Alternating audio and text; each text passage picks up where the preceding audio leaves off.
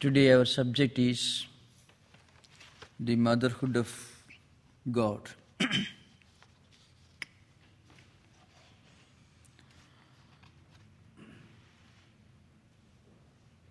Now,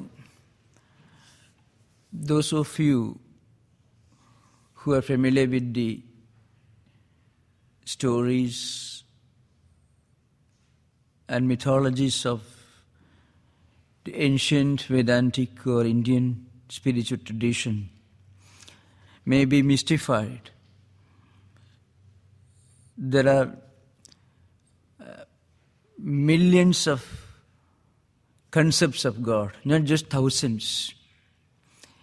He said 33 crores concepts of gods and goddesses you find in the Puranic literature. And each crore is 10 million. So just imagine 330 million concepts of gods and goddesses.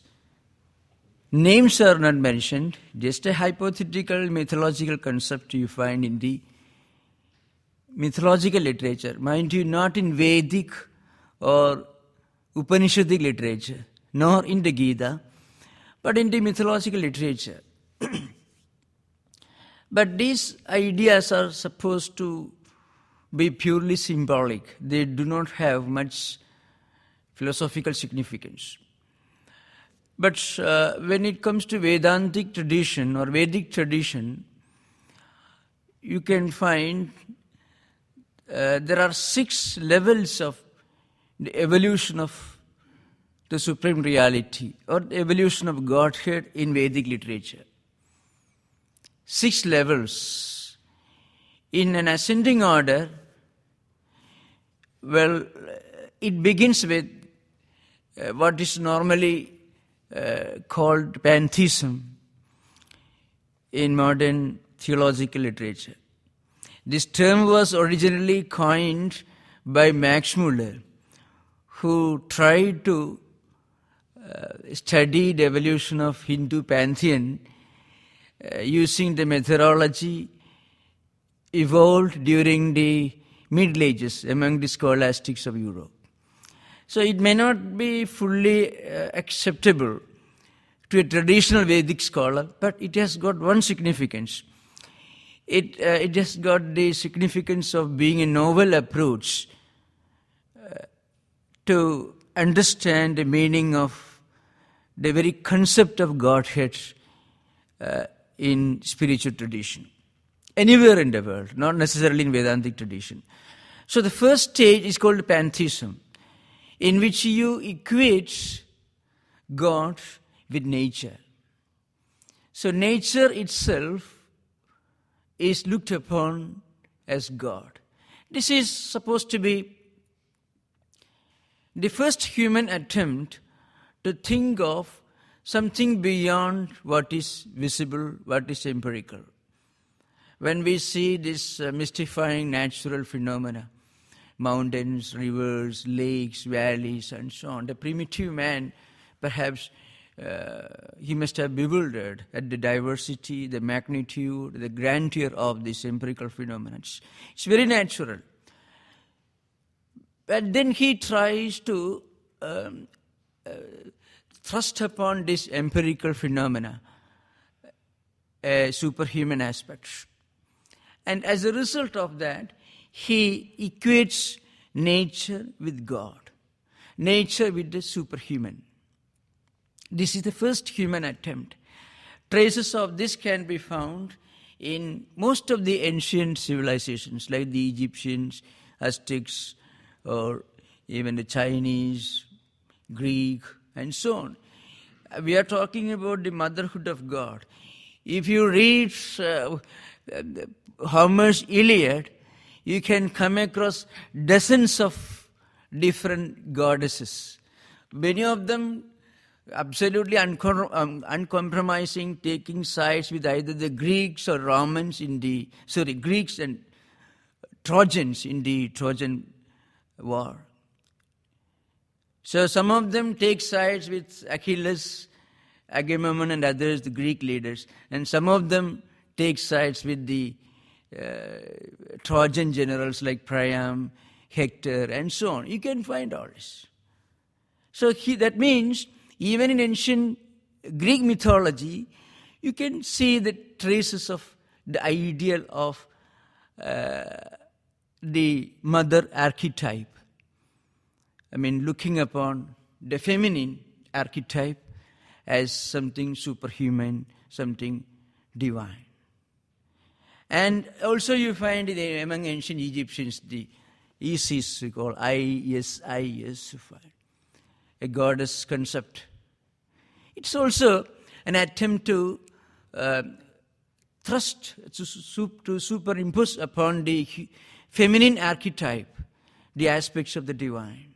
And this could be found in many of the pre-Christian, the so-called pagan religious cultures of Europe. Now, I will come to the concept of mother worship related to Durga Puja and the celebrations at a later stage. Now, as I said at the beginning, man equates nature with God. So maybe among the ancient Greeks or Egyptians or Aztecs or Mayans, they must have evolved this concept of the feminine archetype as the supreme divine entity.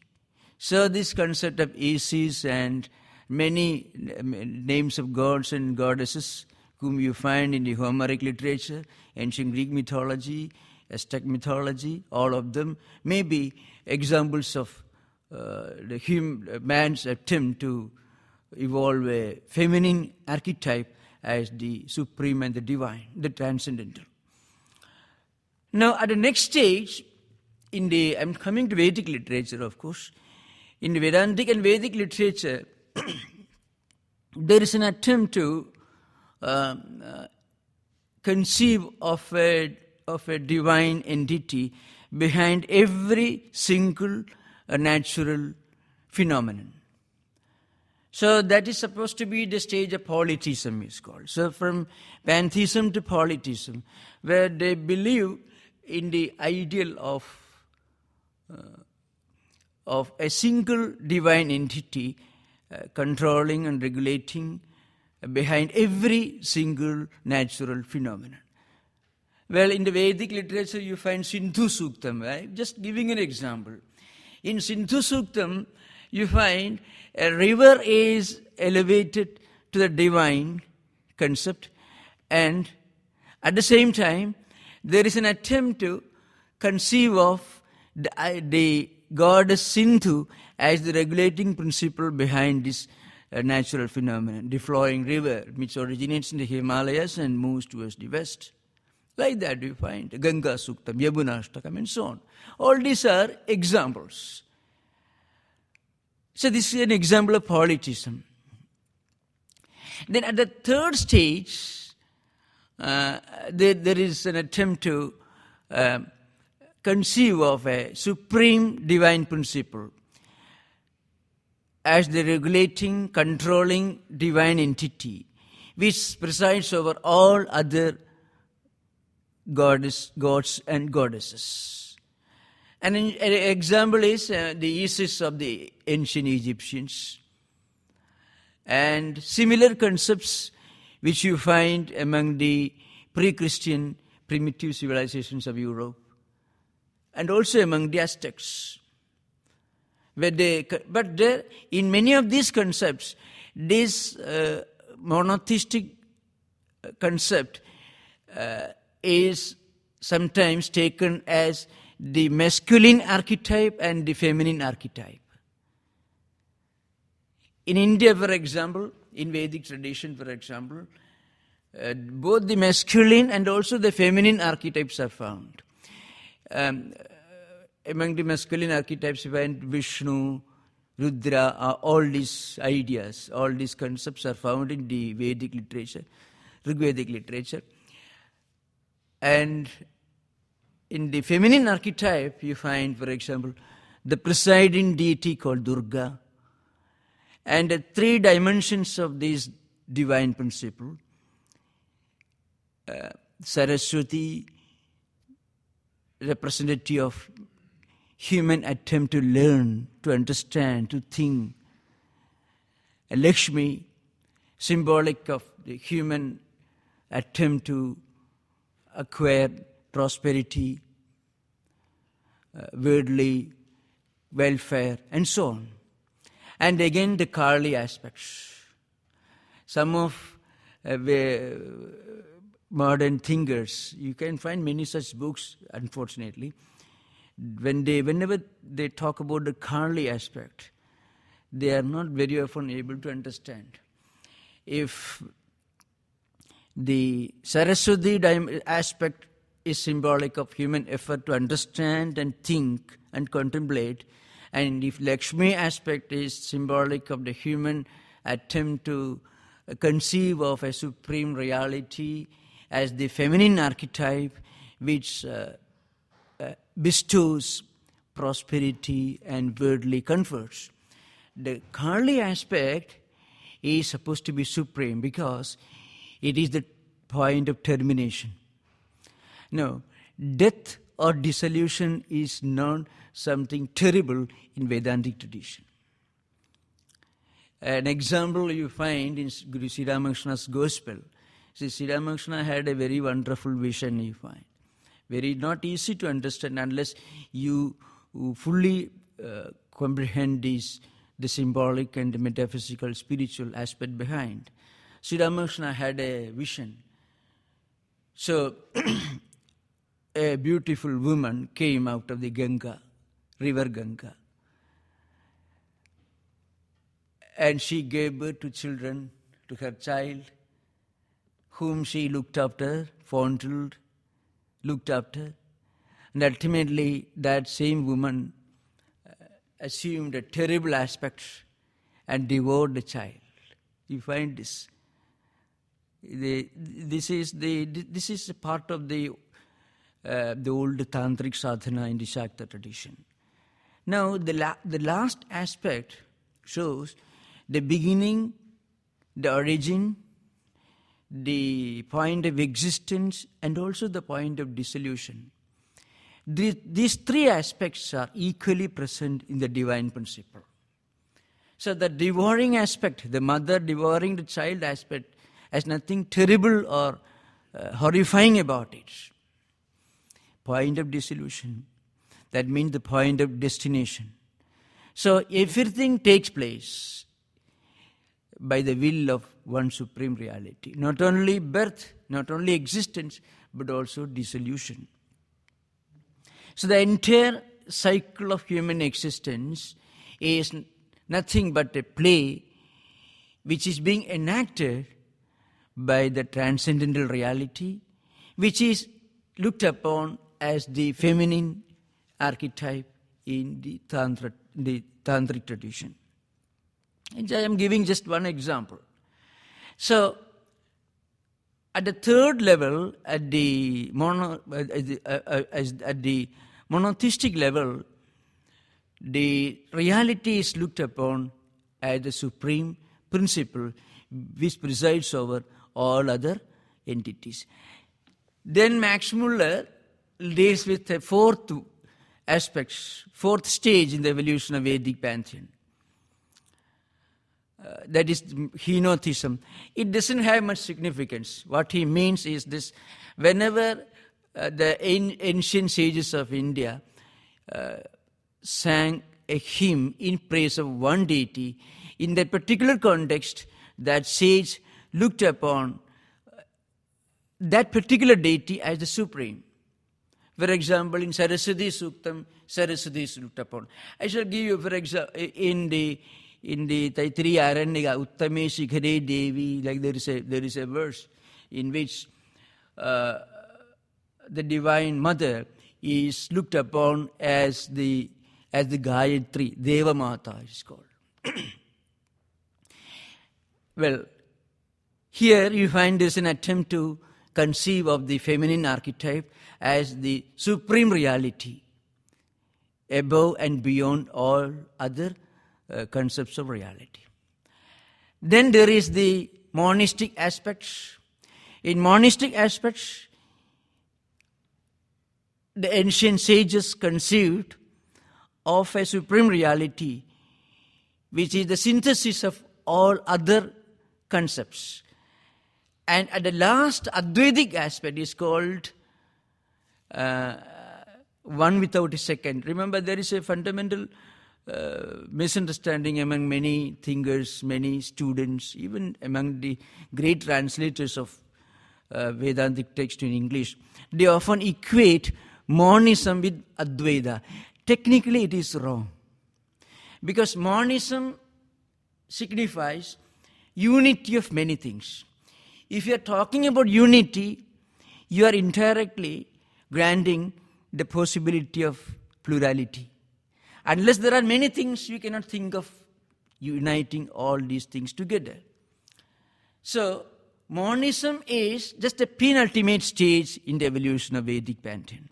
The last stage is one without a second. It is one. If you say one only, then there is always the possibility of plurality. So one without a second, that is ekameva advitiyam. That is the real Advaitic concept. Why I gave this example, the 6 stages, 6 levels of evolution of the concept of Godhead in Vedic tradition. There is a special reason, because when we talk about the motherhood of the divine principle, we are talking about human attempt to conceive of the supreme reality as the mother. Now, why we use the word mother? On the one hand, we found human attempt to evolve the highest concept of the God as the feminine archetype, and then we use the word mother. There is a reason for it. This idea has been explained in many tantric texts and also in some of the famous hymns of Shankaracharya.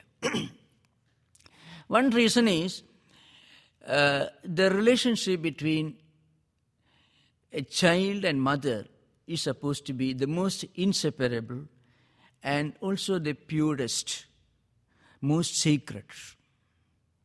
This is the idea behind. In fact, that is the noblest, purest, and most sublime human relationship that we can conceive of. The relationship between the mother and the child. Well, one may ask the question, why not the father? See, father perhaps may look after the child, may give him or her education, but we may always expect something in return. In return, at least, he will keep up his profession. He may give something in return. It is always possible. But in the case of mother, the mother never expects anything in return from her child. So, Swamiji, when he refers to this aspect, in one of his lectures, Swamiji says that the relationship or the affection which a mother feels for her child is the most unselfish emotion that the human mind can conceive of. Swamiji says in that context. That's why in the ancient Vedic convocation, the first instruction that is given to a student who departs the hermitage after completion of his education program, when he returns home, the first instruction that the teacher gives to that student is Matru Devo Bhava. That's the first instruction. I mean, there are many instructions given, philosophical instructions, Satyam, like Satyam Vada, Dharman Chara, ethical, moralistic instructions are there. There are several other important instructions given. But when the teacher talks about the sanctity of human relationship, the first instruction which the teacher gives to the student is, you should honor and respect your mother as much as you honor and respect God himself. This is of course, please don't mind, God has got a bad name these days. But in those days, God always meant an all-pervading, omniscient, immanent reality. Not a God who is a most uncompromising being sitting somewhere high in the clouds, who divides mankind into believers and non-believers, and who gives passport to one group to go to heaven and denies the same to another group. That was not the concept of God in Upanishadic Vedantic tradition. So the Vedantic concept of God is to be kept in mind when we read this instruction. So you must respect and honor your mother as much as you respect and honor God himself. Because this is the most sacred, the most unselfish, and the most sublime of human relationships that one can think of. Now, in this tantric tradition, when we do Durga Puja, for example, Durga is the presiding deity. Durga has got 3 dimensions, as I said. Saraswati, which is symbolic of human effort to get enlightenment, knowledge, and wisdom. So it is sometimes called Jnana Shakti. It is called Jnana Shakti. Every human endeavor to move further in the evolution of spiritual life. It is symbolic of this that is called Jnana Shakti. The effort to get wisdom, enlightenment. Saraswati is symbolic. The other, as I said, is Kriya Shakti. Now, Kriya is the physical aspect. The Kali is the Kriya aspect. And then Ichha Shakti, the mind aspect. So intellect, mind, and physical body. These 3 combine and they form the compact whole of human personality. And it is the presence of this Divine Mother as the immanent reality residing in all beings that helps a human being to pursue the path of enlightenment, that is wisdom, to follow the path, to pursue the path of comfort and welfare, and also it is this Divine Mother's presence that enables a spiritual aspirant to put up an effort in the pursuit of these spiritual goals. It is the Mother's presence that gives us the strength, energy, the wisdom, and also the mental faculty to pursue the path of spiritual life. This is the essence of it. Now, I shall just read a few very important verses from what may be called the most significant and famous and sacred work for all devotees of the Divine Mother. I shall explain in English. Now, it's a long hymn, and one of the most important aspect of this is Ya Devi Sarvabhudeshu Matru Rupena Samsthidat. This is of course, at the end of each of these verses, there is a Namastasya, Namastasya, Namastasya, Namo Nama. I bow down to you.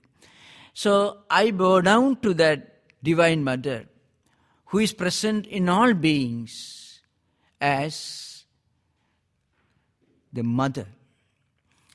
In Vedic and Vedantic tradition, Mother is taken up as the most sacred feminine archetype, because a woman performs different roles.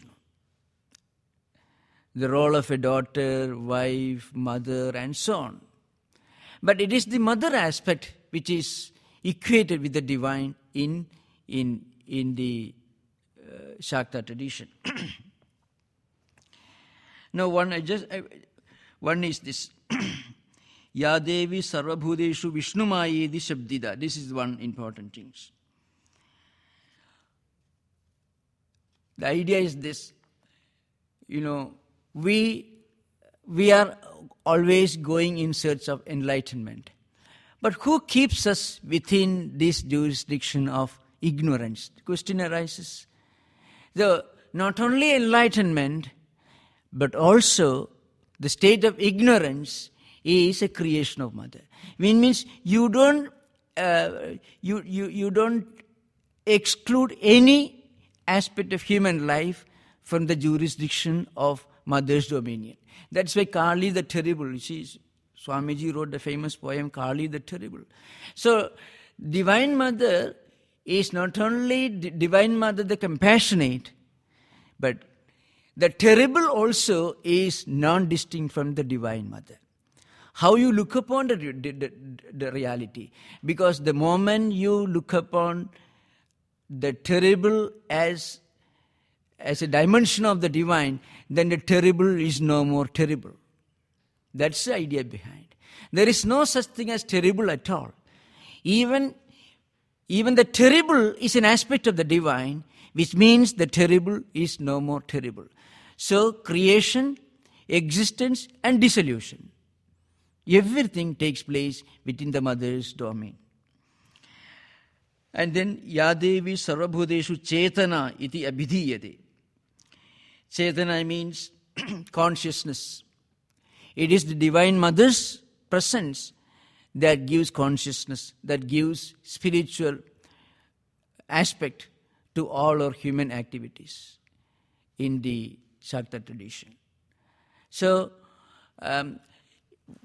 every spark of activity, either the activity of the mind to think of something, or of the intellect to understand, recognize and think, or of the physical body to achieve through some physical work, all these are possible only by the presence of the divine within us in the form of consciousness. This Chetana itself, Chetana means consciousness. Every human being succeeds or fails in his efforts in direct proportion to the degree of the present of the consciousness present in him or her. It is the dimension, it is the manifestation of this consciousness which helps us to achieve things in this life, either at the mental level, intellectual level, or the physical level.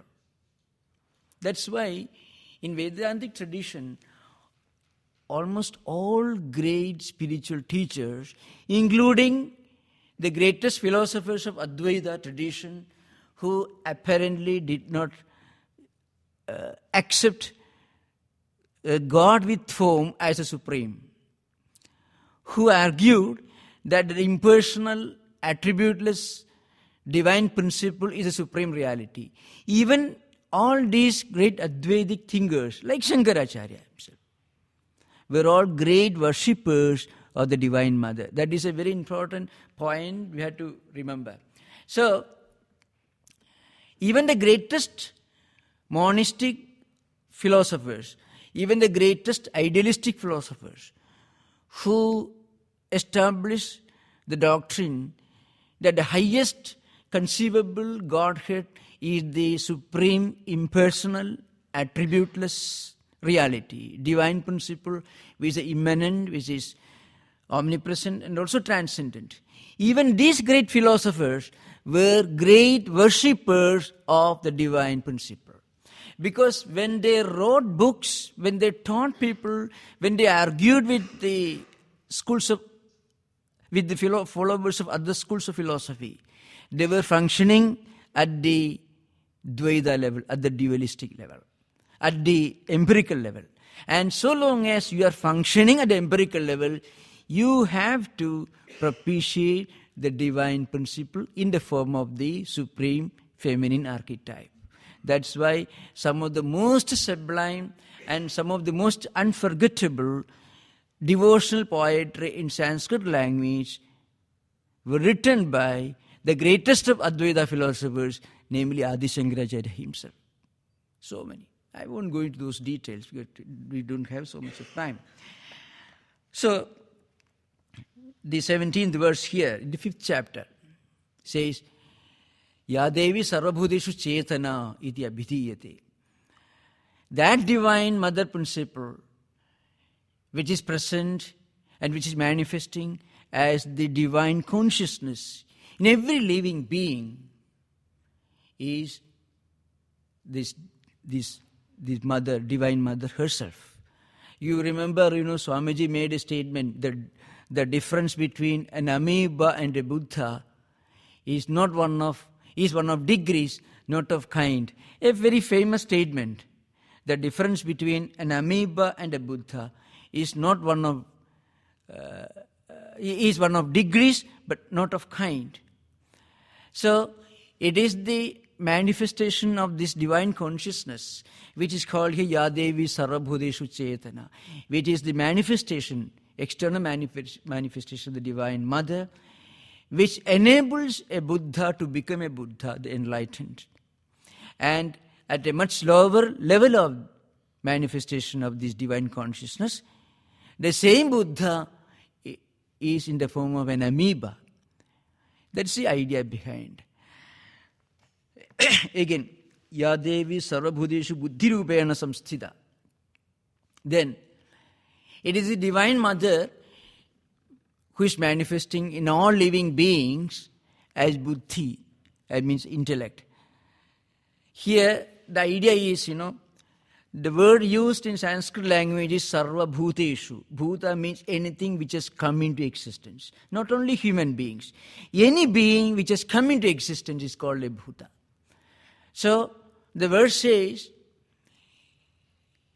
the manifestation of the divine consciousness in the form of human effort to cognize, to understand, to comprehend things at the intellectual level. That is also possible because of the presence of the Divine Mother. This is the idea behind. So, as I said earlier, the 3 dimensions I mentioned. One is Ichha Shakti, the human effort to think of, and then to cognize, and to evolve wisdom, to get wisdom, Jnana Shakti and Kriya Shakti, the human endeavor at the physical level. So, the physical effort, the intellectual effort, and then the mental effort. All these are 3 dimensions of the manifestation of the divine consciousness in all living beings. Then it is called Yadevi Sarvabhuteshu Nidra Rupena. Nidra actually means sleep.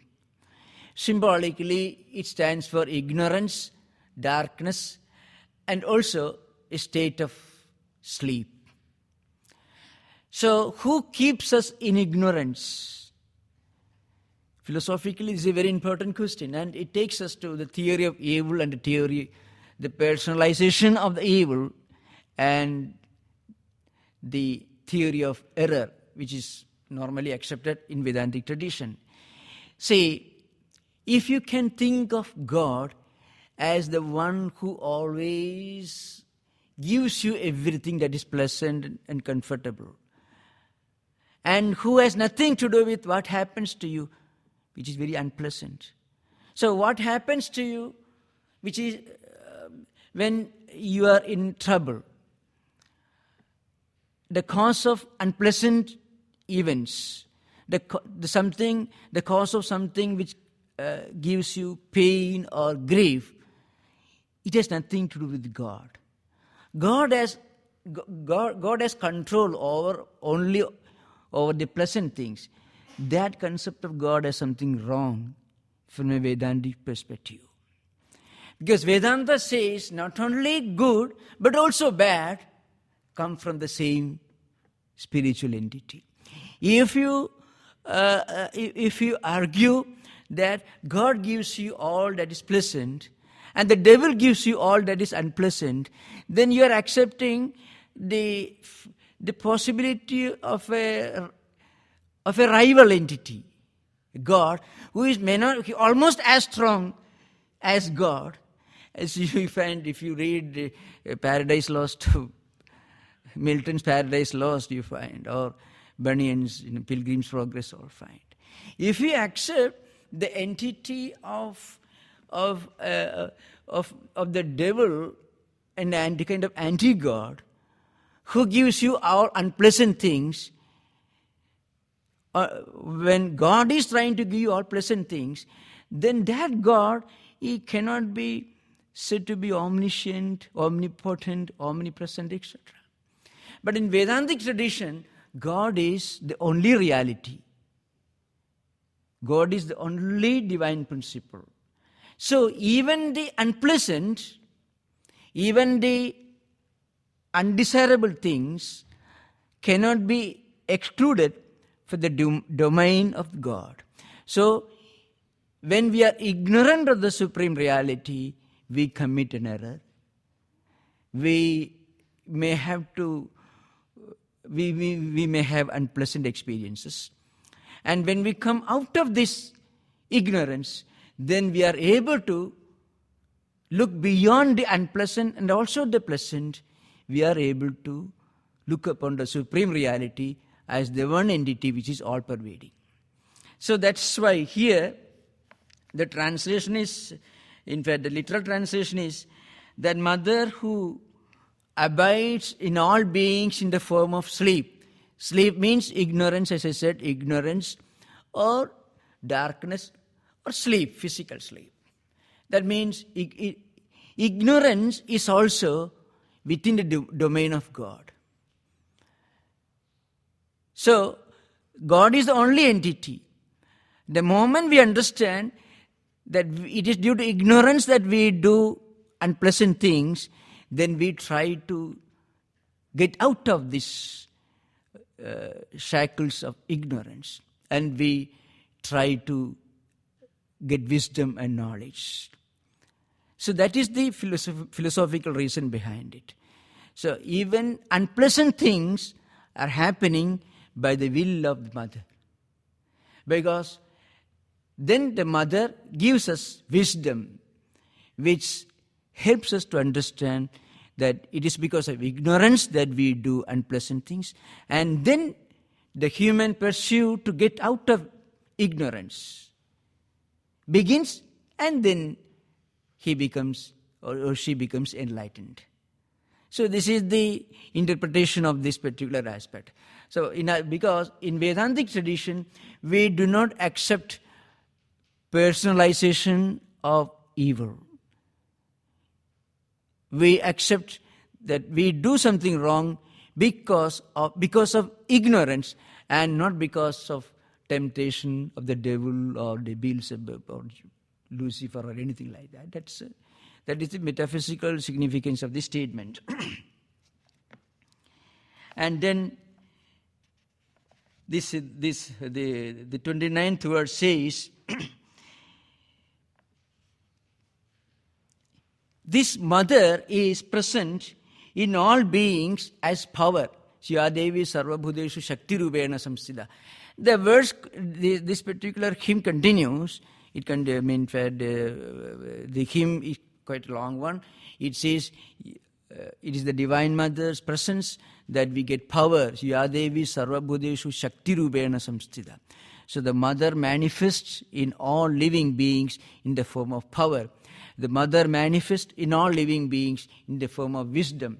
The mother manifests in all living beings in the form of ignorance also. That's a very famous statement is there, because it is our failure to understand the presence of the divine consciousness within the presence of mother that is the cause of our ignorance, and it's due to this ignorance that we do unpleasant things, and the moment we understand this, we try to come out of this ignorance. That is the idea behind. Again, Yadevi Sarvabhudeshu Kshanti Rupena Samsthita. It is due to mother's grace that you are endowed with faculties like patience. Kshanti means patience.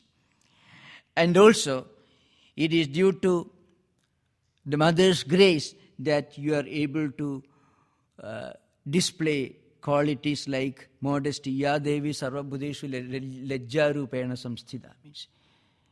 So, on the one hand, it is due to mother's grace that we are able to have all these human qualities like patience and lajja. Patience is this ability to understand that what happens to us is not something eternal. If it is something unpleasant, it will have an end. That's how patience manifests. If something happens that is very pleasant, we should not get overjoyed. Why? We should know that that pleasant experience also will come to an end. And if something unpleasant happens, then also we should not be depressed, because we should know that that unpleasant experience also will have an end. This wisdom is a gift of the Divine Mother. It is the presence of the Divine Mother in the form of consciousness within that enables us to have this faculty. Another quality that is mentioned is lajja means modesty. So, all these great actually modesty and also sense, another meaning is a reluctance to do something wrong. That is another meaning of the word lajja. That's because of the presence of the divine consciousness, or rather, it is the manifestation of the Divine Mother as the divine consciousness within that helps us to become reluctant, to avoid, to put up an effort to avoid doing something which is wrong, to avoid any unpleasant, undesirable things in our life. This is possible because of the presence of the Divine Mother's Spirit in us as the Supreme Consciousness. Then another point is the Ya Devi Sarvabhuteshu Shraddha. Shraddha is an important quality. Faith, integrity, honesty, sincerity, all these qualities can be put together. That they constitute Shraddha. So faith in ourselves and also faith in some fundamental spiritual principles. This is possible only because of the presence of the Divine Mother as the conscious supreme inner consciousness within. Another important quality that is mentioned is here. So, Kanti, Lakshmi, Vritti, such qualities are given here. Loveliness, good fortune, activity, memory, harmony, compassion, contentment, all these qualities we are able to display because of the manifestation of the Divine Mother in us as the Supreme Consciousness. After this, I shall just give a brief outline of some of the important dimensions of the Divine Mother. You normally, studied as part of the Shakta philosophy. In our tradition, this Divine Mother is supposed to have 10 divine dimensions, called Dasha Mahavidya, it is called. In many of the temples you find Dasha Mahavidya. The 10 dimensions of Divine Mother. Kali, Tara, Chinnamasta, Shodashi, Bhuvaneshwari, Tribhura Bhairavi, Dhumavati, Bagalamukhi, Matanki, and Kamala. These are the 10 dimensions. You find in many of the ancient temples dedicated to the Divine Mother, you find small shrines dedicated to each of these 10 Dasha Mahavidyas. The first one is Kali. This Kali Devi is supposed to be the first of the 10 Mahavidyas. Now, this Kali is often looked upon as the destroyer aspect of the mother. Destroyer means the ultimate point of dissolution, means the destination of everything. So, the fundamental principle behind the worship of God as the Divine Mother is Divine Mother is responsible. Divine Mother is point of origin, existence, and also dissolution of the creation. So, this Kali aspect is associated with the destroyer aspect of the Divine Mother. The second one is Tara. When you think of the Divine Mother as the supreme reality who helps you to go across the ocean of worldly bondage, that aspect is worshipped as Tara. Then third one is Chinnamastha. It's an ancient tantric concept, a mystical legend, etc., related to some mythological stories. The fourth one is Shodashi. Sometimes called Lalita. So, she is the Vidya Devi. Very often you find, if you go to these temples dedicated to these different aspects of the Divine Mother, you find different forms with 4 hands and different hands. Remember, these are all symbols. These are all symbols. 4 hands or different weapons, all these are symbols. I should have said earlier, but somehow I dropped off. There are 2 aspects related to the tantric tradition. One is mantra, the other is yantra. Yantra means symbols. You find in all religions, symbols you find. In Christianity there is a cross, or in Judaism there is the David's that symbol, and then in Islam also you can find, in all religions you find some kind of external symbols. There is no religion in the world without some external symbols or other. These external symbols are generally called yantra in tantric tradition. And some auspicious words or letters used for the worship of that particular deity is called mantra.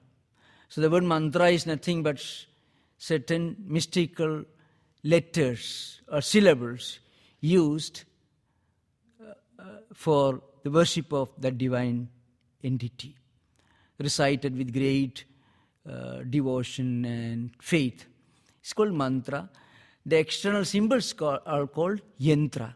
So all these 10 dimensions of the Divine Mother have their own respective mantras, divine mystical syllables and letters, and also yantras, mystical symbols. The fifth is Sri Bhuvaneshwari Devi. It's the embodiment of Mahalakshmi. Sometimes it's called, Lakshmi is taken as the symbol of destroying our misapprehension of things. Viksheva means misapprehension. So Lakshmi destroys our ignorance, this idea behind. Then Tripura Bhairavi, giver of victory. There is always a human effort to get victory over the lower self. Human emotions function at 2 levels, the lower level and upper level. It is because of the Divine Mother that we are able to gain victory over the lower self. You always find in human life, mind goes after certain things, but intellect says, well, it is not correct. So intellect is always trying to restrain the mind and senses from going after certain undesirable things. But very often mind gets the upper hand, and that leads to undesirable consequences. So it is because of the Divine Mother as Tripura Bhairavi that we are able to restrain the lower self and get victory over the lower self. Then there are other Sri Dhuma Mahadevi and so on. And I already mentioned other one, Bagala Mukhi Devi, Matanki, Kamala Devi, and so on. These are the 10 Deshamahavidyas, which I need not go into details here in this context. So to sum up what I have been trying to explain so far, the point is this: the worship of God as a Divine Mother is the result of human attempt to look upon the feminine archetype as the supreme transcendental reality. As I said earlier, its parallels could be found in ancient Greek, Egyptian, Aztec, and most of the pre-Christian pagan civilizations of Europe. Some aspect of the feminine divine you find. In some traditions and civilizations, this feminine archetype is elevated to the divine. In certain civilizations, not so. But depends upon the cultural and civilizational levels of different ancient civilizations, that's all. But in Vedic tradition, Vedantic tradition, or in Tantric tradition, the Divine Mother, the concept of Divine Mother as the Supreme Godhead, is the result of elevating the sanctity of human relationship, between mother and child, to the highest level. Or rather, it's an attempt to look upon the divine through the prism of the sacred human relationship, the most sublime human relationship between mother and her children. Om Shanti Shanti Shanti. Hari Om.